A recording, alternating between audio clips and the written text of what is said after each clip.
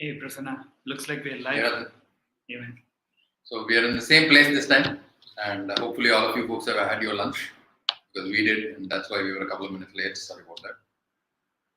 So Prasanna, today's topic is about community. But I think community is more a solution framing. We always talk about with founders saying that let's talk about from a problem perspective. So what is the problem framing here on today's topic? Right. So I think for me, where my problem started was that long ago, maybe 2008 or thereabouts. We were, 2005 onward, we were actually trying to build a business, network security business. And what used to happen is that, we had to make a lot of mistakes ourselves. And, and ironically, in hindsight, a lot of the things that we thought were mistakes were actually not mistakes. But a lot of the things that we thought we were doing great were actually mistakes. And a founder's life is tough. Right? So it's a very lonely journey, and there are lots of ups and downs. So every moment, every minute, every hour, every day, something is going well and you're very happy, and then something sucks and you're down in the pits. So I think a bunch of these things were, and they're all piling on top of each other. And so when a bunch of these things happen and when they're all piling on top of each other, your co-founders or the folks that you're working with may not be the best people to give you a sense of perspective from outside. So I think as startups, that sense of perspective of, are we in the forest or are we in the trees or are we in the weeds is very hard to develop because so many things are going on at all scales, right? I think that's where kind of a lot of the problems are there for founders beyond the usual, hey, is my product working? Does somebody want to buy? Do I have money? And so on. Right. So if I were to underscore, the keyword that I would pick is loneliness. The job of a founder is actually to go on uncharted territory. He's always thinking that look, whatever everybody is doing is wrong and I should be going on a different path. So by that very definition itself is going on a lonely path. Correct. Right? And along the journey, if he's able to get people together, he's able to create a movement, he's able to make it successful, then he reaches the pinnacle. Even there, he feels lonely. Correct. Right? So when you start where you went, the synonym for a founder's journey can be called as loneliness. Because you have to start alone, and then where you reach, even if you become successful, you feel that you're not along with others. And there, like you said, things like you cannot talk about your problems with your employees. You cannot talk about it publicly because there will be a sense of shame that will get involved if you're talking about challenges early in life. Or there will be a sense of, oh, I cannot share this, and what will people think of me when you're successful? So, if you started as a founder, then you need to know how to deal with loneliness, right? So that's where I think is one of the most important, founder problems is. And along with that, if you see things like there are ups and downs, and some of the ups and downs could be you won a customer contract or you've gotten some funding, or that the customer that was going to pay you, he's just suddenly pulled the plug. So you are going to be dealing with a lot of surprises. Absolutely. And how do you deal with that surprise? And when you are not having anybody else to go and seek and ask and things like that. You talked about mistakes. You talked about things like how do I not make that many number of mistakes? That is one aspect of it. But the emotional aspect of if I'm making a mistake, is it okay for me to go and ask someone? Will I be looked at as someone who is very weak? Will it change my perception? Those are questions that founders deal with. Right? Those would be the part that I would say from a problem framing perspective. Let's double click some of them. In terms of mistakes, talked about your journey. So in terms of mistakes, what type of mistakes? What kind of mistakes? Sure. So all the way from, especially for founders, right? All the way from do I have a co-founder agreement in place? Do I have my co-founder and I aligned on what we want to do, where we're going? all the way to, hey, I've never done sales before. How do I hire somebody for sales? To, hey, this kind of customer I'm going after, they're asking for this kind of a contract. What should I do? Right. So I think there is and of course the classic thing, I'm talking to investors. Am I going to get an investment or not? On what terms? When? How? What am I going to spend the money on? There's a large class of mistakes that founders are What making. are various solutions possible for dealing with mistakes? Sure. This is the problem.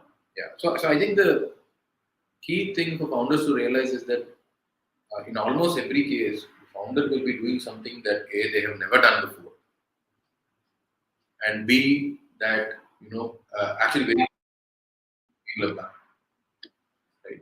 And their case may be unique as well, in some way, shape, or form. Right. So when you mix up the fact that, hey, you know what, you're doing this for the first time, very few people outside have done it, and you are actually a little bit of a special case in some way, shape, or form, right? Obviously, there are going to be lots of mistakes. And the thing is, if it works, whatever you did, you're probably going to hire somebody and give them that job to do, so that they scale it. So you keep ending up as founder doing new things, right? And so depending on what new thing you're doing, the solution is probably going to be different. So from a scaling perspective, once you make something to work, then you have to hire either a junior leader or a senior leader to take that on and scale it. Right? But you have to get it from zero to something. And if you look at a 80-20 of mistakes, 80% of the mistakes are going to be made in the 0 to 1, and 20% of the mistakes are going to be made in the 1 to 10. Right? So that would be a scaling thing where you can lean on somebody outside who's an expert, who's a leader to mentor you, coach you in those areas, and then help you hire somebody who's right for the function.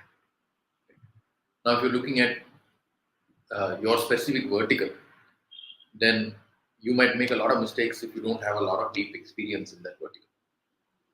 For that, you probably have to find other founders who have worked in that vertical, sold to that vertical, who build products for that vertical. You might be able to find people in large companies which work for that vertical, and you want them to help you with figuring stuff out. From an investment standpoint, raising capital, you want to look at other founders who raised capital before. You want to look at what they did, so on and so forth. See if you can get them to guide you and help you with your tech, whether you should even raise capital or not, when you should raise capital, and who you should raise from, and so on and so forth. Right? I think, yeah. So each one of them, basically, you have to find somebody who's done that before, help them, work with them to make them a mentor or an advisor, and then take their help in refining what to do. Folks that are listening into us, if you have any specific questions or mistakes that we just not discussed, if you'd like Prasanna or me to address some of those, then please put them on the comment section. We'll pick them and then we'll go through them. You talked about getting advice, right? So last week, Tejas, a friend from Social Pilot, and I were chatting, and we discussed this aspect of advice, right? And when the startup ecosystem is small, the number of people that is available to give advice is very little. But then as the startup ecosystem grows, the number of people that are there available to give advice is more than the number of startups that are there, right? And then sometimes what happens is some of the advice that come up, and then they end up canceling with each other. So I was asking Tejas how he parses it. He shared his views on that, and I'd encourage folks to go and check it out and on what his views were. But what have you seen, Prasanna? I mean, both of us have worked with startups within Upekkha in the last 6 years, but in the last 10 years in different capacities, we worked with founders. How have you seen founders deal with advice? Yeah, so I think Techstars has coined this term, or I don't know that Techstars coined or somebody. We heard it first from Techstars. Yeah. They coined this term called mentor whiplash, and so what Techstars does is they get a bunch of external mentors to come and talk to the founders, and so each founder talks to many mentors over the course of a week or 10 days or 2 weeks. And what happens because of that is that each mentor is giving you opposing viewpoints sometimes, right? And it is up to the founder to develop the skill of integrating these different viewpoints into something and synthesizing it and being able to act on that. So that's always a challenge. And I think what I found works better is that you develop a point of view, you flesh it out, you have a strong thing that you are direction that you are taking, and then you use mentors and advisors to fill out those things. Right? That works much better, in my opinion, than trying to build a foundation based on what different mentors are saying. And one of the reasons is because a lot of mentors have your best interests at heart, but it's like the chicken and pig thing. Yeah. Right? I'm sure many people have not heard of it. So why don't you explain what is the chicken and pig? So the chicken and egg thing is that the chicken, is giving you eggs, right? So it's invested, right? But it's not committed, right? So the pig, you eat bacon, right? Or you eat ham. So the pig is committed, right? Because it has nowhere else to go. Right? So, but most advisors and mentors are more like the chicken, right? They're giving you some eggs, but whatever you do with them, it's up to you. But versus when it's your startup and you are committed, right? You want advice from folks who are similarly committed to. You mean to say skin in the game, have downsides if the advice doesn't work, then what happens? Yeah, so they should be with you on the journey where obviously a mentor's downside can never be as big as loss, right? So you're taking an outsized chunk of the downside, but you want to make sure that the mentor has some skin in the game, has your interest at heart, which most mentors do, but also is with you on the journey in a much deeper way. Then only their advice will be more will match up with what actually you need to do as somebody who's committed to move forward. Got it. One of the things that I've heard, more during my career journey was things like when I was a product manager, one of my mentors at that particular point in time said that, look, if you want to better yourself or if you want to deal with how do I learn, how do I improve my mistakes, then you need to have 3 sets of people. Right? One is someone who's slightly ahead of you, and someone who you look up to, someone that you can learn from. Of course, how you find that is a question. But then you also want to have someone who's like your peer, right? That you can benchmark with, you can collaborate with, brainstorm with. And then you also want someone you want to be in touch with someone who's actually trying to reach the level where you are trying to reach. And the reason I was given this, mentorship, this advice was saying that, with the people who you are, people that are slightly ahead of you, you can go and ask them things that you don't know and ask them based on their experience, how have they done. But with respect to the peer or the someone who's next to you, you can go and assess yourself, are you able to do as well as what they are doing. But then the importance of the people who are trying to reach to where you are, you want to be in touch with them as well. This is because when you teach something to someone, then you learn as well. There is this whole learn, teach, learn, right? So you learn by teaching, and that leads to learning. So having a combination of these 3, different perspectives helps you, look at the mistakes, look at the advice, look at it, perspective towards the world through 3 different lenses, and that will help you synthesize. It may look a little confusing initially, but then allows you to triangulate. Absolutely. I think it's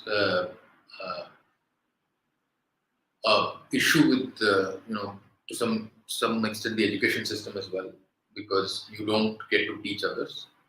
And so what many of us are very good at is learning something, but we are never taught to teach others. And I think if you look at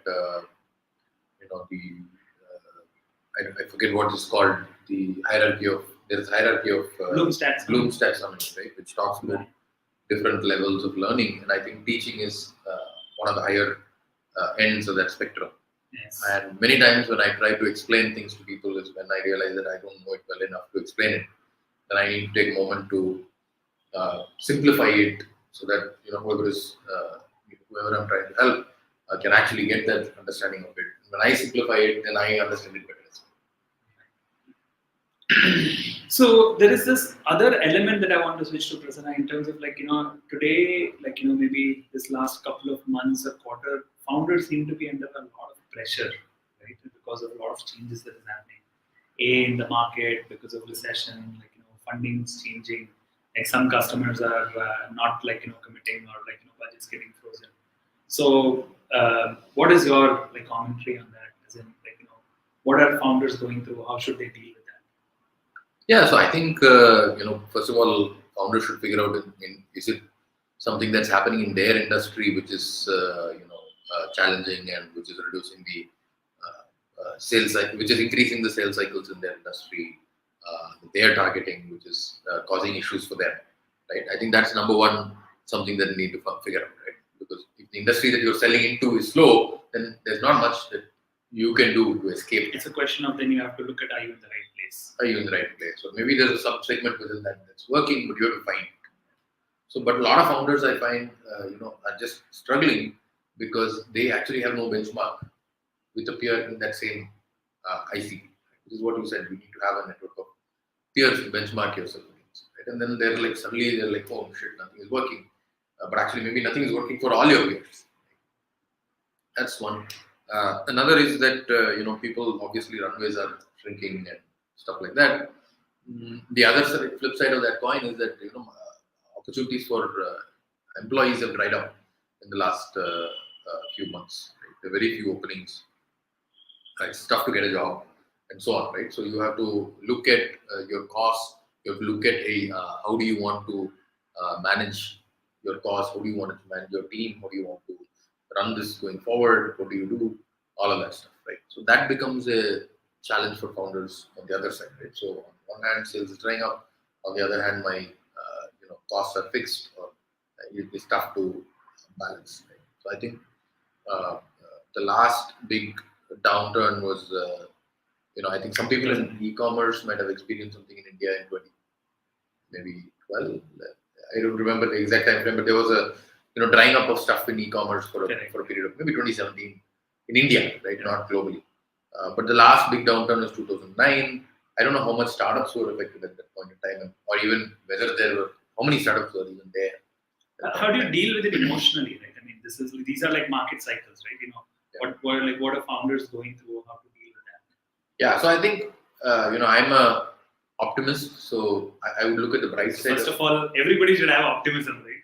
If you are a pessimist, you have no role in the startup, right? I mean, well, no, I mean it's slight difference, right? So I think my mentor, Professor Saras, what she says is that optimists build planes, pessimists build parachutes. Right? So it's okay, right? Maybe if you are a pessimistic co-founder, you might be better prepared for this downturn. So that's why you need a COO and a CPO in every startup. Yeah. Right? COO stands for Chief Optimism Officer, and CPO stands for Chief Pessimism Officer. Absolutely, right? So I think balance is important.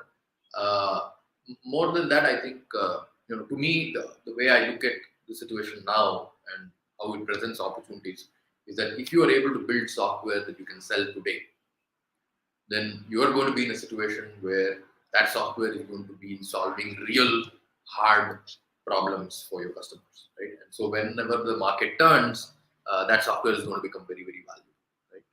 Versus what's happening now, what we're seeing is that a couple of years ago, people who were building software were able to sell any kind of software to anybody for essentially VC money from those customers. They are not able to sustain today because those were not real hard, important, urgent problems for those customers. So now, whoever figures this out today and is able to solve problems that are valuable to solve today is going to be in a really good position when the tide turns. And the tide will turn. But nothing is permanent. Nothing is permanent, right? This too shall pass. This too shall pass. But I think it's important that founders realize that they have to make a shift. They can't rely on the old problems that were there continuing to be problems today. They have to identify and figure out. So from what I'm hearing, Prasanna, you're saying that you'll have to bite the bullet to make the change. Yeah. Is that the emotional response? Like, if you are going through, so much change, funding drying up, customers slowing down, employees leaving, in your optimism sense, like, say something. What is the what's unchanging, right? Yeah. Okay. So what is unchanging is that there are large companies, customers, because I'm only looking at B2B. There are large companies, they have money, especially in the US, all the companies, US or even Europe, all the companies have made record profits, right? So although there are talks about recessions and stuff like that, companies are making record profits, more profit than they've ever made in history. Right? So most people are then looking at it through a very narrow lens, right? Yeah. I mean, they're like, just my runway. But what is unchanging is the opportunity is pretty big. In terms of software, it is big. That's not going away anywhere. Good. Things are maybe slowing down, but that's not like, changing. Good. Right? I mean, that's not going to stop. It's just, slight amount of slowdown. So therefore, they'll have to power through this. You and I were having this conversation about powering through. They'll have to power through this a little bit. And they want, founders should find a network of supporters who can say, yeah, you should be able to power through this. But, there is nothing wrong. There is nothing that is stopping in the market. Yeah, absolutely. So I think that again is something where a network and a community will help, because sometimes you don't know whether you're hitting your head on a brick wall or it's a cardboard wall. Right? And you can't keep hitting your head against the wall to figure that out. Right? So you need to have somebody who has some perspective to get you out of that and say, look at it this way to figure out whether it's a cardboard wall or a brick wall, so that you're not wearing yourself out too much. Before I move into another aspect of what I wanted to talk about, sure. There is a question from Shrikant. I want to first address that. How do you bring senior folks in the industry who are ready to help, but there is always a limit to what they can support? What is the best way to engage them? What is the best engagement model you would recommend so they can support us on a need basis? So now you want to share something? Yeah, so I think the way to think about senior people is that eventually do you want to hire them, or eventually do you want them to become mentors and advisors? So those are two tracks. Of course, it can change in the future, but largely that's how you want to look at it. If you want to hire them in the future, then you want them to be more operational. You want them to help you more with the nuts and bolts of things. Them actually, for example, preparing a sales plan or doing more stuff with their own hands, right? Vis-a-vis somebody who's a mentor, or you want somebody who's going to become a mentor or an advisor. You want to make sure that you have a cadence of calls with them, you're running stuff past them, you're getting their feedback, they have a context of what you're doing, and they're able to help you quickly when the need arises, because they already have the context, right? So that's, I would roughly say, the two buckets. Obviously, with somebody you're going to hire, then you want to engage with them more. You want to start having conversations with them about, hey, what do you want to do in life? Where do you want to go? What will take you there? How that can be managed? And on the other side, for a mentor or advisor, you want to be respectful of their time, but also take more of their help in the things that they can make a big difference to you, right? Where they have a high leverage. And I think those are a couple of ways to engage. And of course, the latter case, equity over a period of time is common. In the former case, you might even end up paying them cash for time, depending on how things are. So I think you covered the whole engagement model really well. What I do want to sort of share a couple of comments on is how do you approach them, and how do you engage with folks that you think are really rock stars that you want to be part of your team, right? I want to sort of change this a little bit. I think it is the same problem that people face when they are looking for mentors. I was speaking to a 21-year-old a couple of weeks ago, and he is reaching out to me saying that I need some internship, I need some guidance and things like that. And said how do I get internship, or how do I get this person to come and mentor me? I think if you frame it that way, it is probably the wrong question. And I read this long ago in terms of saying that if you want a mentor, don't ask someone to be a mentor. Go to a person that you really look up to, and then ask them very specific problem. Right? Before you can ask them very specific problem, they have to be interested in spending time with you. So a better way to approach this is that if they are looking to have some problem solved in their life, solve that particular problem, go and present it to them, saying that, look, here is something that you were looking at. It could be something very trivial. And Professor Saras used to talk about this example, right, where somebody was looking for a mentor, and like the student was trying to really figure out how he can get him on board, and was trying to answer what's in it for me. But when they were having a conversation, he was more than willing to chat with him and then say, hey, I have this nephew who's trying to prepare for MBA. I don't know. I went to MBA school 30 years ago. Do you know someone that can help? So like that, like a lot of people, no matter what, however senior they are, they have some problem that they are trying to solve. And if you can actually add value to them, they will pay attention to you. This is the way to sort of grab attention. And then if you go and say that, look, I want you to be a mentor, you're basically giving them a job that they are not going to get paid for. Right? You're actually taking things away from them. If you actually give value to them, and then if you come across as this person who is like very driven and is going to follow up, is going to make things easy for them, then they would want to spend time with you. Oh, this is a founder that I like to work with. This is a young chap that I'd like to mentor. Right? See, what does a mentor want? The mentor wants to make sure that he comes across as be known as the mentor who has mentored Sachin Tendulkar. So you need to come across as that Sachin Tendulkar for him. Initially, nobody may know. I mean, you may be the Sachin Tendulkar or not. But when you approach in a very diligent way, you add value to that particular person's life, and then say, hey, help me with this specific thing. There is this famous quote, I think I picked it up from Tim Ferriss, like, life punishes the vague general question and rewards the very specific question that you ask, right? So with anyone that you're going and asking them, saying, okay, I'm trying to do the sales compensation. In this case, so sales compensation, how do I do clawbacks? There's a very specific question that you go to, and it should only take 2 to 3 minutes for you to answer. Then people are like, oh yeah, let me give you an answer to that. And once you build this cadence with them, once you reach out to them, once you build this relationship with them, over a period of time, they become a mentor without you calling each other as mentor and mentee. And then folks will want to spend more time with it. And that's why if you see, like, most of the people who reach out to folks for advisor relationship, they're like, look, let us have a little bit of getting to know each other period. Let's spend 3 months, 6 months. The engagement model comes much later. It is the first thing to actually solve for is do you want to even engage together? And you have to hack through that. And so that is what I would suggest, Shrikant, you should do. Like, look at the mentor that you want to go and talk to. Make sure that you solve a small problem in his life. Ask him very specific question. Don't say that, you want him as a mentor. You just, ask specific question. Over a period of time, you will realize that, the mentor, and then over a period of time, then formalize it. I've seen founders who have completely kept the relationship informal, and after an exit happened, they gave equity and then they gave a percentage or more to, because the mentor had helped them over a period of time. There are people who would formalize the relationship much earlier, like you said, in terms of cash or equity. But the key is cracking that relationship. How do you open? How do you engage? And how do you say that, like, we are really good for each other? You solve his jobs to be done, he will solve your jobs to be done, right? So that's how we want to do, Shrikant. We should wrap up.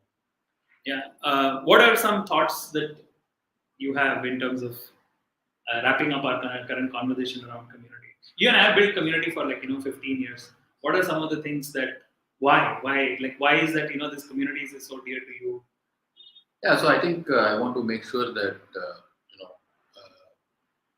from an India SaaS perspective, we make fewer and fewer mistakes, and fewer and fewer mistakes that everybody else is making. Right? So, which means that you need people who are honest enough to admit their mistakes to others, and therefore help others avoid those mistakes. And so, what we found out was that that needs a very tight community where people are open and able to share their deepest secrets. So that cannot be something that's a very large, open audience kind of a format. It has to be a smaller group where people trust each other, know each other. Right? So that's the reason why we believe that community. I believe that community is very critical, and I think in India we are very good at doing things over and over again and getting better at them. And so, if we have these communities which are able to share these lessons, then I think we will be able to grow much faster. Each founder's business will be able to grow much faster, and get to scale much faster. So my thought was, I think I'm really fascinated by, like, when we were kids, we used to do this group study, right? I have learned algebra, you've learned trigonometry. I will teach you trigonometry, you can teach me algebra, right? I never did group study.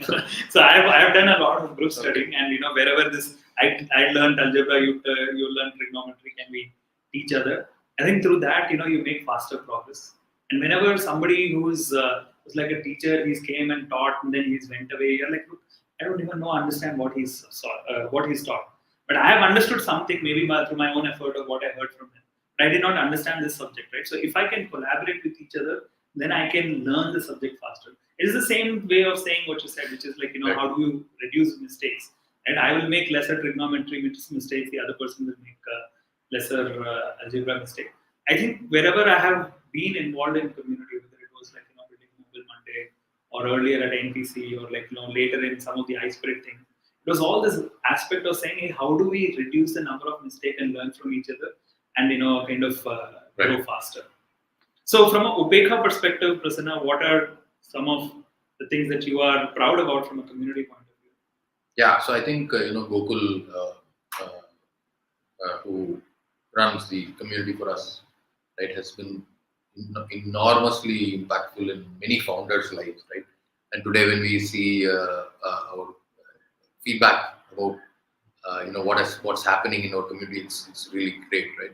So during COVID, I think there were 4 startups which had cash flow issues, and a bunch of the other founders stepped up and actually gave them cash to survive and fight another day. Right? And one of those startups today is actually doing pretty well. A couple of those startups are doing pretty well. Right? I think that is something that we're super proud of.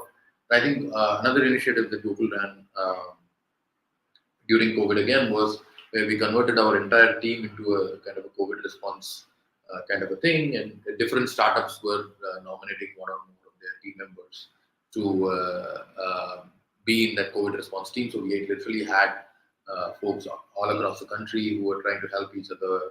I was a beneficiary of that. Yeah, absolutely.